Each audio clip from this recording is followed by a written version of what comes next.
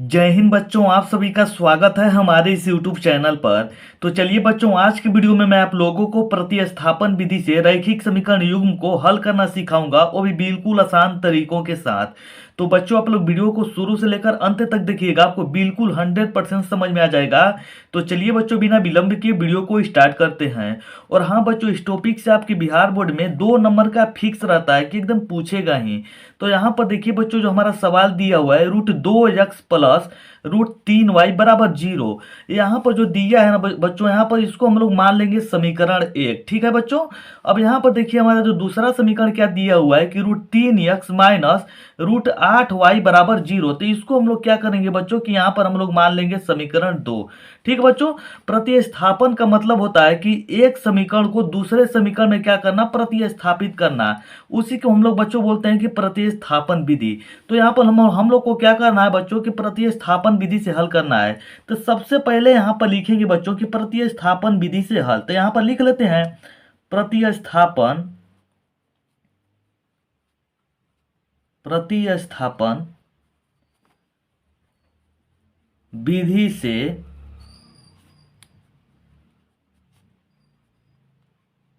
हल। ठीक है बच्चों। यदि आप लोग को समझ में नहीं आएगा ना तो कमेंट अपना जरूर कीजिएगा कि आप लोग को कहाँ पर नहीं समझ में आया। ठीक है बच्चों। तो यहाँ पर देखिए हम लिख दिया ना कि प्रतिस्थापन विधि से हल। तो यहाँ पर देखिए अब क्या करेंगे कि देखेंगे कि इसमें से कौन सा समीकरण आसान है। तो यहाँ पर देखिए बच्चों, दोनों यहाँ पर समीकरण एक ही तरह का है। तो यहाँ पर क्या करेंगे, ये वो समीकरण के हम ले लेंगे, यानी कि लिखेंगे समीकरण 1 से। यहाँ पर लिखेंगे समीकरण समीकरण 1 से। ठीक है बच्चों। अब समीकरण 1 हमारा क्या है, √2x प्लस √3y। ठीक है बच्चों। बिना स्किप किए हुए ही वीडियो को आप लोग देखिएगा। ठीक है। तब यहाँ पर देखिए हम क्या करेंगे, यहाँ पर हमारा हो जाएगा √2x।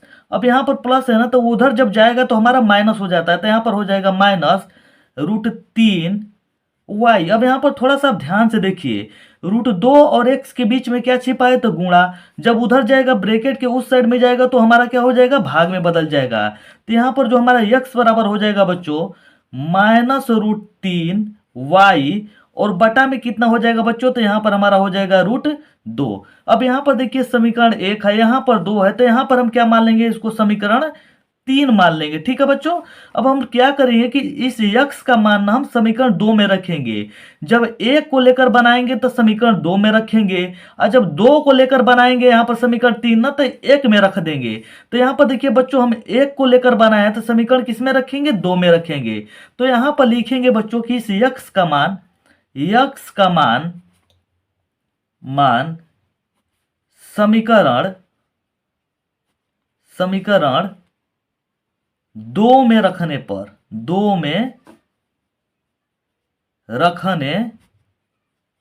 पर ठीक है बच्चों।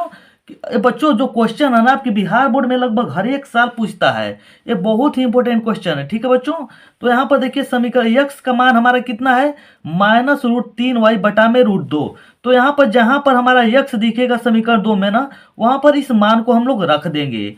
तो यहाँ पर देखिए बच्चों, हमारा √3y पहले ही से दिया है, सॉरी यहाँ पर √3 हमारा दिया हुआ है, और यक्स के जगह पर हम कितना रख देंगे बच्चों, तो यहाँ पर माइनस √3y और बटा में √2। ठीक है। ब्रैकेट बंद कर देंगे, फिर माइनस कितना है, माइनस √8y। तो माइनस √8y। ठीक है। बराबर 0 दिया है तो 0 लिख देंगे। अब चलिए इसको हम लोग सोल्व करेंगे बच्चों। तो यहाँ पर चलिए सोल्व करते हैं इसको। तो यहाँ पर देखिए आप थोड़ा सा ध्यान से समझिएगा, यहाँ पर भी हमारा रूट के अंदर 3 है, और यहाँ पर भी रूट के अंदर क्या है, 3 है, लेकिन यहाँ पर माइनस लगा हुआ है। तो यहाँ पर मैं आप लोगों को समझा दे रहा हूँ कि यदि रूट के अंदर सेम संख्या है, अब गुणा करना है हम लोग को। ठीक है। तो ये जब गुणा हो जाएगा तो 3 3 के 9 हो जाएगा, रूट के अंदर 9 हो जाएगा, और 9 का वर्गमूल कितना होता है, तो 3 होता है। तो यहाँ पर डायरेक्ट हम क्या लिख देंगे बच्चों, यहाँ पर लिख देंगे -3। ठीक है। क्योंकि माइनस हमारे इधर हमारा माइनस रहता था, माइनस माइनस भी कट जाता। अब देखिए y यहाँ पर है ना, तो यहाँ पर क्या हो जाएगा, -3y, और बटा में हमारा √2 है, तो बटा में रूट तो हम लिखेंगे ही। ठीक है। अब यहाँ पर हमारा क्या है, माइनस यहाँ पर 8 है। ठीक है ना, यहाँ पर 8 लिख देंगे, और y बराबर 0। अब यहाँ पर देखिए थोड़ा सा आप ध्यान से देखिए, इसके नीचे एक छिपा है ना, तो एक यहाँ पर लिख देंगे।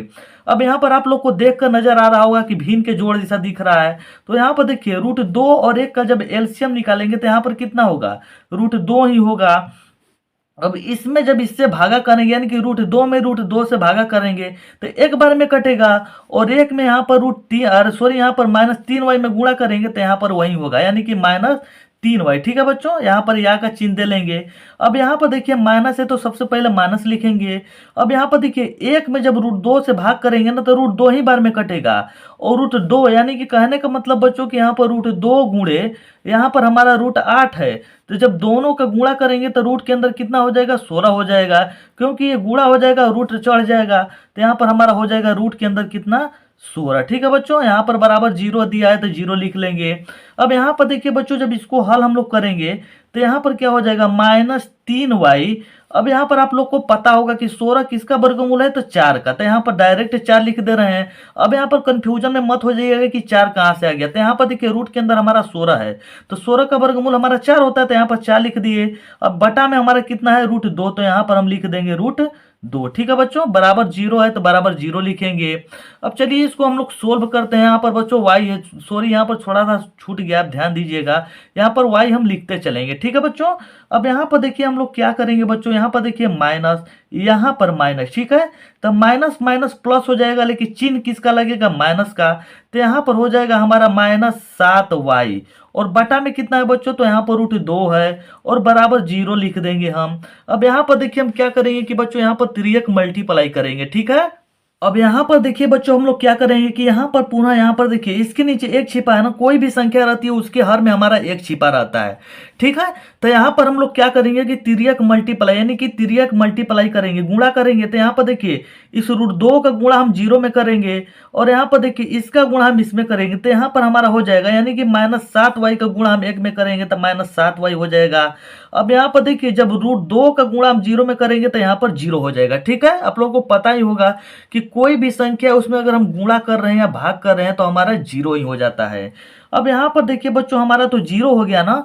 अब यहाँ पर देखिए -7y और यहाँ पर देखिए y के बीच में गुणा छिपा है, जब उधर भेजेंगे तो भाग में बदल जाएगा, तो यहाँ पर y बराबर कितना हो जाएगा बच्चों, तो 0 बटा में -7। ठीक है बच्चों, तो यहाँ पर देखिए जब भाग देंगे तो यहाँ पर y का भी मान कितना आ जाएगा बच्चों, y बराबर हमारा 0 ही आ जाएगा। अब यहाँ पर देखिए y का मान तो हमारा निकल चुका है, लेकिन हमको x का भी मान निकालना है।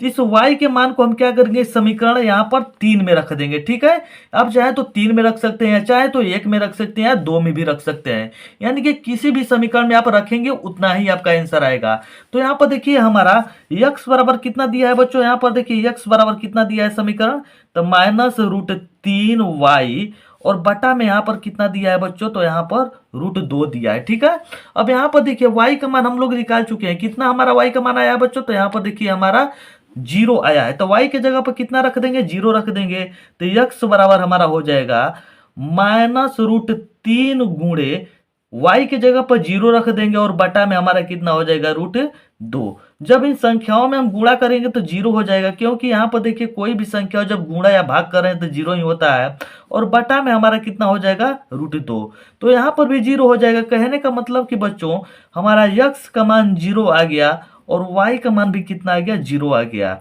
ये जो सवाल है ना बच्चों आपके बिहार बोर्ड में लगभग हर एक साल पूछा गया है। तो बच्चों आप लोग को बिल्कुल आसान तरीके से बिल्कुल 100% ही सवाल समझ में आया होगा। यदि बच्चों आप लोगों को यह वीडियो अच्छी लगी है तो वीडियो को लाइक कीजिएगा, चैनल को सब्सक्राइब कीजिएगा, और आप चाहें तो बच्चों इस वीडियो का ना स्क्रीनशॉट ले सकते हैं। तो चलिए बच्चों मिलते हैं एक नेक्स्ट वीडियो में, तब तक के लिए जय हिंद।